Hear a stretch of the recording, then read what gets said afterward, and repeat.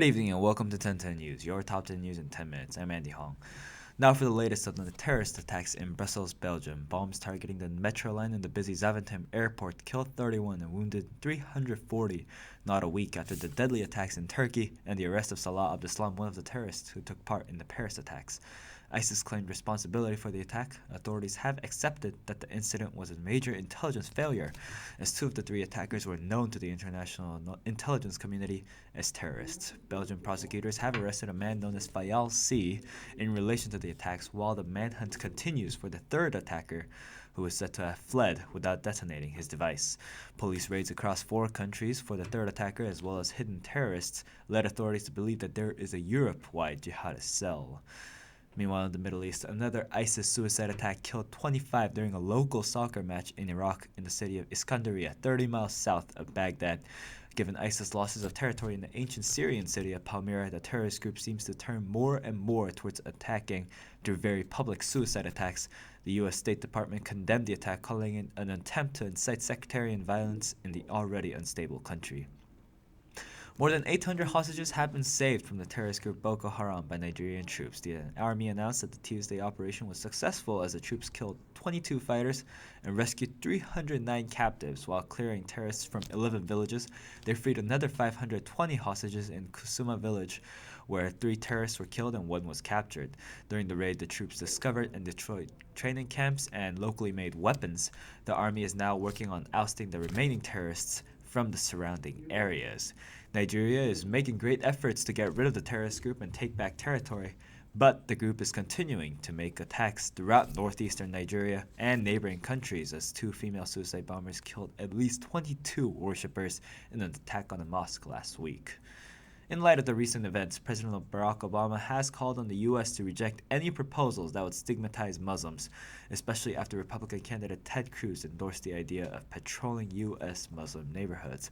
Although President Obama did not specifically name Ted Cruz, he did allude to the GOP presidential contender's plan to police pockets of Muslims in the U.S. The president noted that such actions are counterproductive approaches to defeating extremists abroad because it plays right into the hands of the terrorists who want to turn us against each other and need a reason to recruit more people to their hateful cause.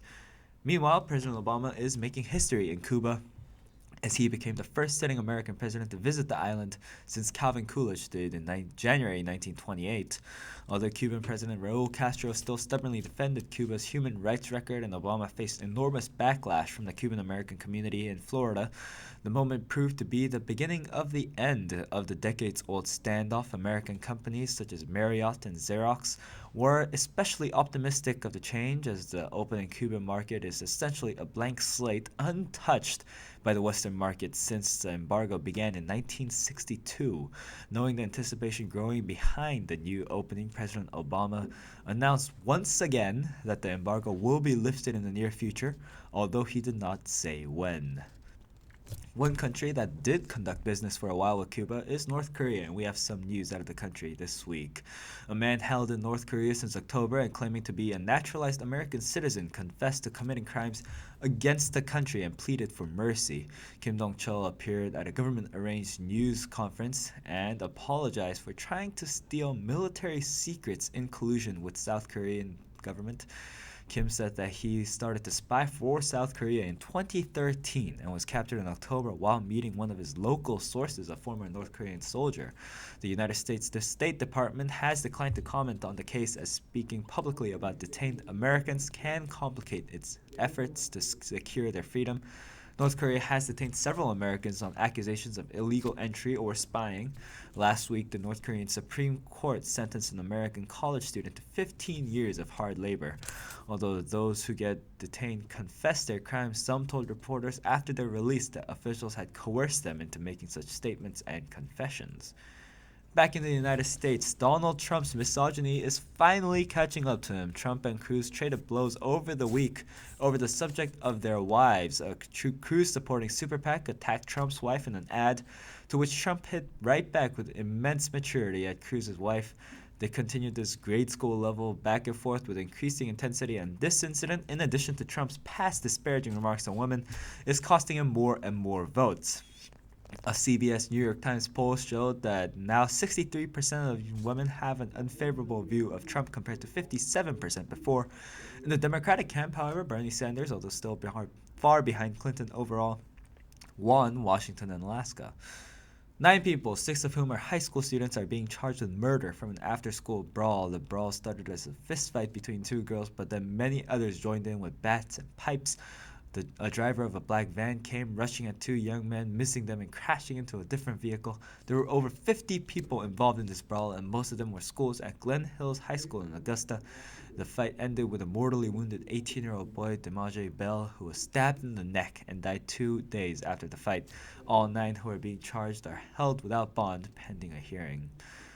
A 4-ship fleet from Japan's Institute of Cetacean Research traveled to the Antarctic Ocean and killed 333 minke whales, 230 of which were females.